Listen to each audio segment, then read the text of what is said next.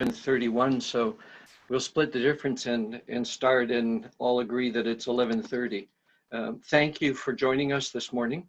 I will be your host today, thanks to our session sponsor, which is Community Futures Vancouver Island. My name is George Hansen, and I'm the president of the Vancouver Island Economic Alliance. And as we get started, everyone is coming on with their mutes in place. Please keep your mutes on, because with the number of us on this call, it could be cacophonous pretty quickly if we don't keep our mutes on.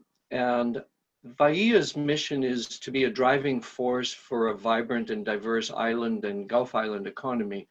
And two of our primary objectives are to unite and connect decision makers and to inform and add to the conversation on economic vitality. Our reason, therefore, for hosting this series is to bring people together to get bite-sized information that's easy to digest and put into action. And while we need to be physically distant, there's no reason for us to be socially distant. So it's a great opportunity for some of us to come together and share some ideas and learn some information. We're hearing all kinds of major announcements and receiving pages and pages of information in email. And as I say, this is an opportunity, this series, to distill important facts down to actionable items so that we have takeaway that we can use in our lives and our businesses. So as I begin, a few details.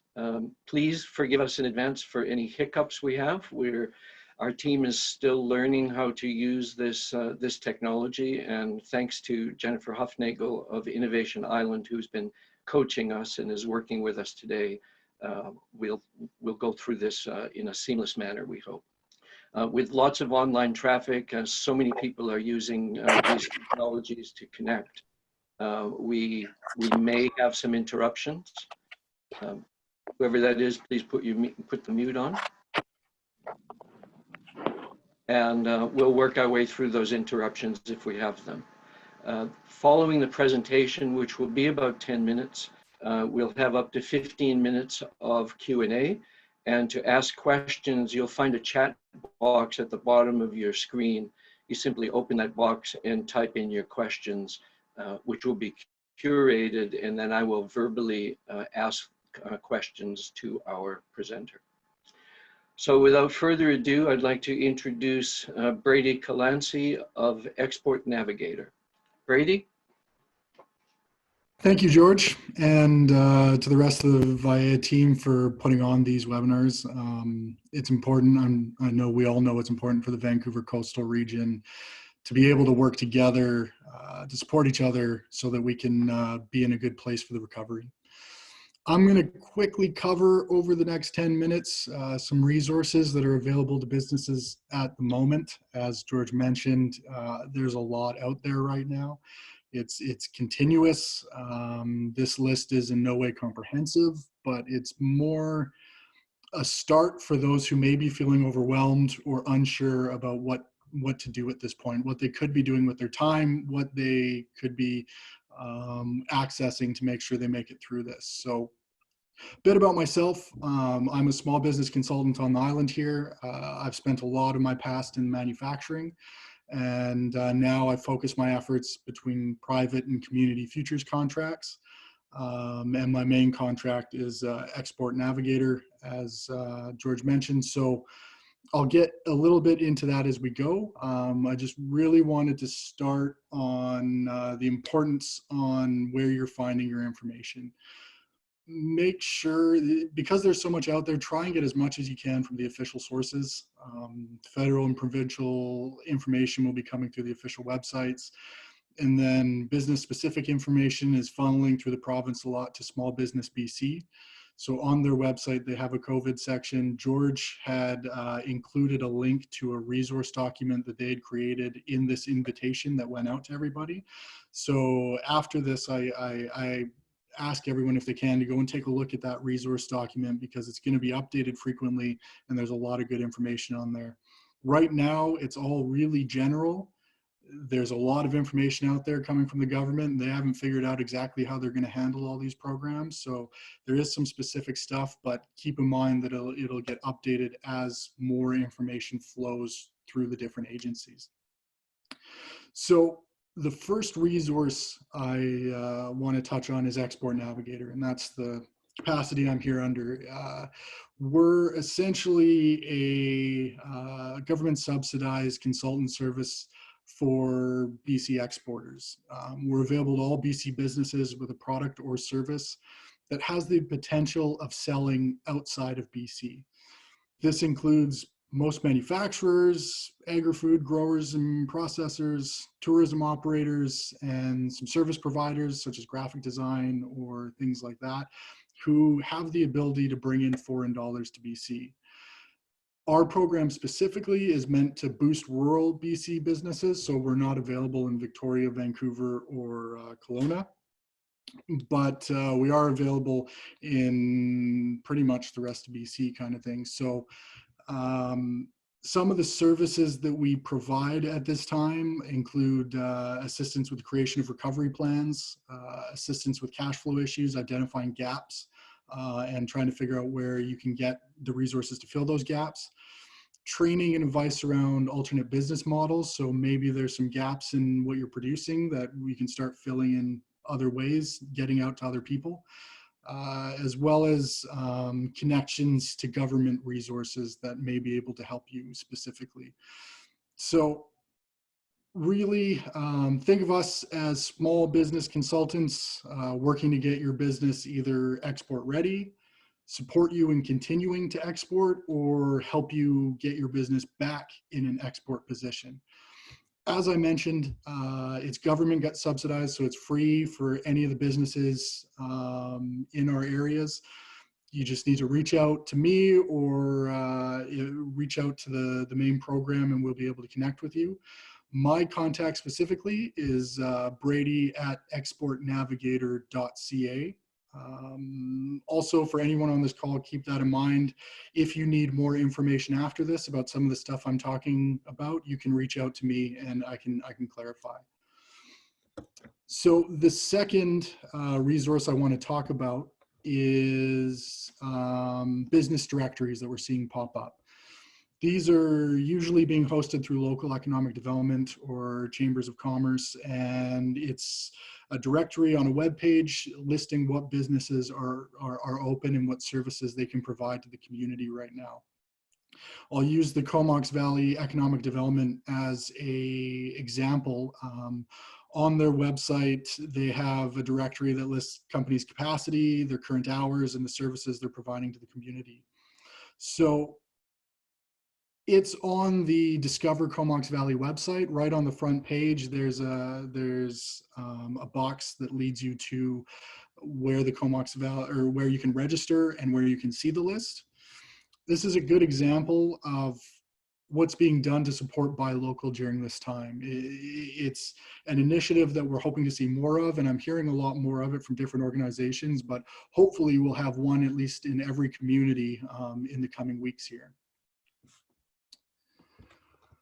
The next resource, this one's kind of much larger, and everybody's kind of heard about this in some sense. This is the federal BCAP program that's being administered through the Business Development Bank of Canada and Export Development Canada.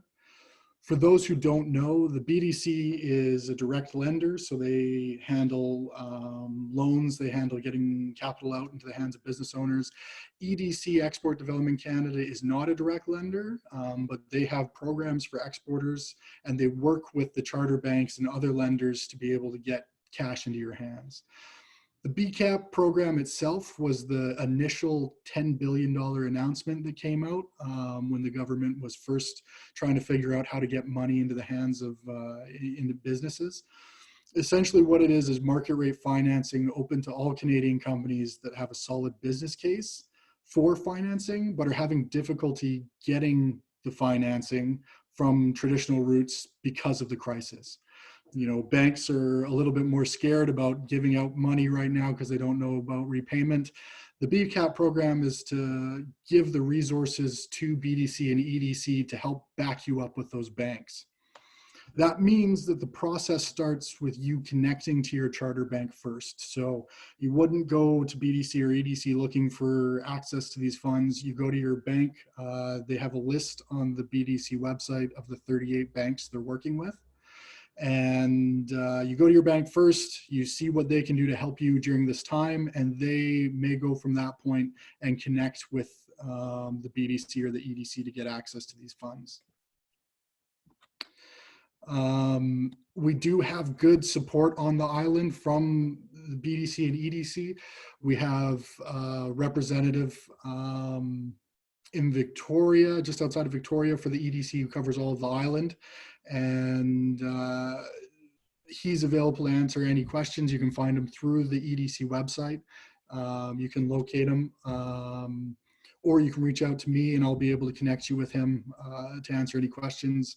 BDC, the Business Development Bank of Canada, has locations all up and down the island. So it's kind of, it's different based on where you're located, who you'll be dealing with. But you can reach out to them if you have questions as well. The next resource I want to touch on is community-driven emergency funds that are popping up.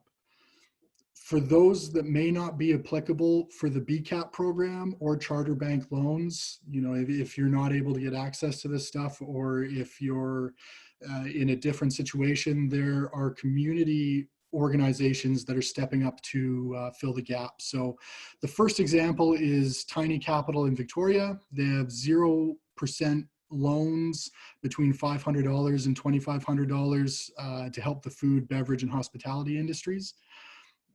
Priority will be given to single income family businesses with no outside source of revenue besides a small business.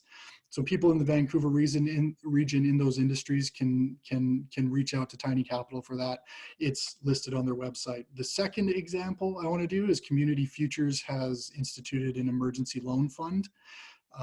This is the Community Futures in Alberni and Clayoquot specifically, where they're giving out loans up to $20,000 depending on your individual business needs. So take a look at your communities. There may be these resources available that are outside of the traditional charter banks. The final resource I'm going to touch on is some additional consulting resources. Once again, out of Community Futures Alberni, Tara Christensen is providing small business recovery advice for all of Vancouver Island coastal businesses. This is free and is supported by all of the Vancouver Coastal Community Futures. She has a lot of experience in disaster recovery. She worked for the Red Cross working with businesses on flood and fire recoveries in the interior. So you can get in contact with her through info@cfac.ca, or go to the Community Futures Alberni website, and they will have information for you to be able to access that and reach out. Once again, that's for all Vancouver Island coastal businesses supported through the Community Futures coastal region. I think that's my time. So I know I rambled that off quickly, but I think it's over to George for question period. Great, Brady, thank you. And our first question is in already. As financial support announcements are coming out almost daily, is it best to wait until we are further along in the crisis to ensure businesses are applying for the best supports, or should we be applying as we see opportunity? That's a good question. I always believe to start as soon as you can. Start inquiring as to what would work best. Definitely start with your charter banks, people you already have loans with, see what programs they have available to help you with your existing ones and what may be available to help you in the future. So start doing the research now. There may be things that are available right now that will help you immensely. So please don't wait. Here's another question relative to, I forget the acronym you use, but it's the BDC, EDC monies that could support your applications for loans or whatever from the commercial banks.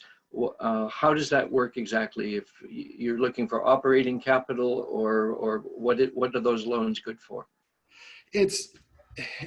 There's some specific guidelines around it that the banks would discuss with you, but it's generally for businesses that were in a good position and need some capital to keep things going. You're looking at vendor payments, you're looking at payroll, that kind of stuff. There are limitations on it. They haven't fully announced what those limitations are, so I would recommend reaching out to your bank, and they'll be able to clarify exactly what those funds can be used for. So you're going to your bank, you're asking them for an operating line of credit or loan of some kind, et cetera. They're reluctant to give you that financing. Is it then you ask about the background information, or how do you go about that?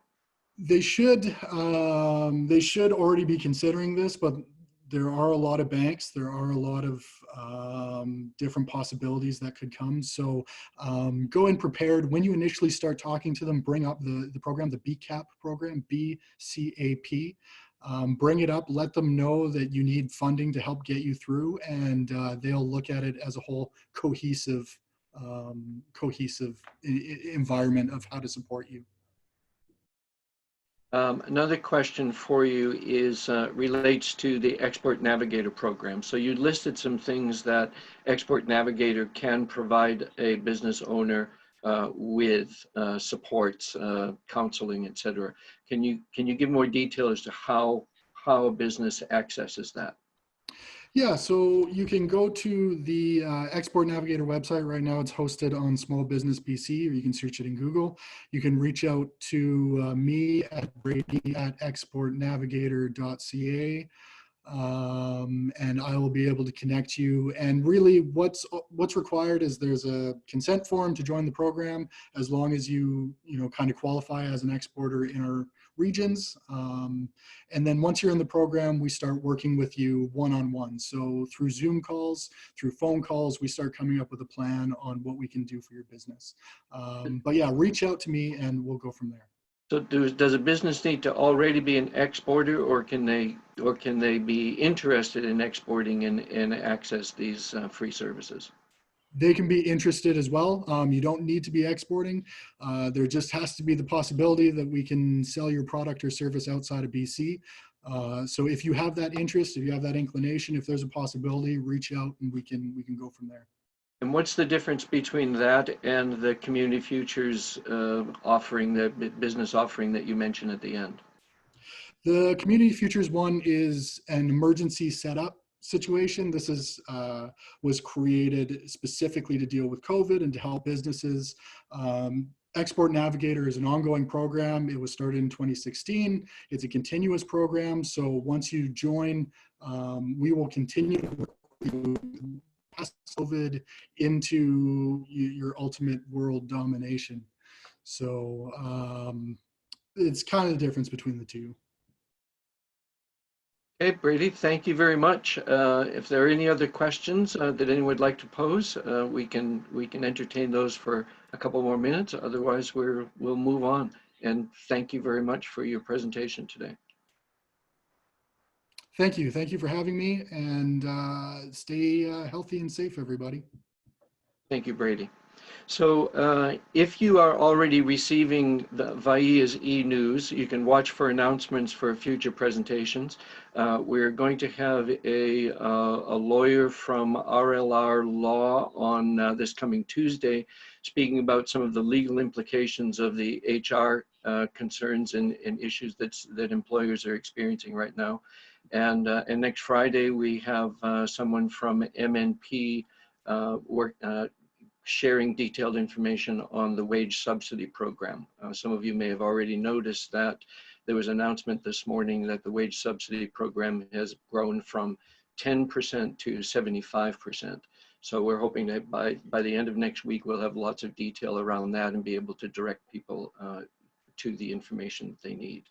Our topics will continue to be specific, and since every topic will have relevance to different people in different circumstances, we encourage you to share this information with your peers and associates. All of these sessions are being recorded and are subsequently available on viea.ca. So if you're interested, for instance, in the crisis communications session we had with Dan Hurley of the Hurley Martin Group on Tuesday, that video of that session is now available on the website. So until next time, you know, in isolation, keep good company, and we wish you well, and thank you very much for joining us this morning.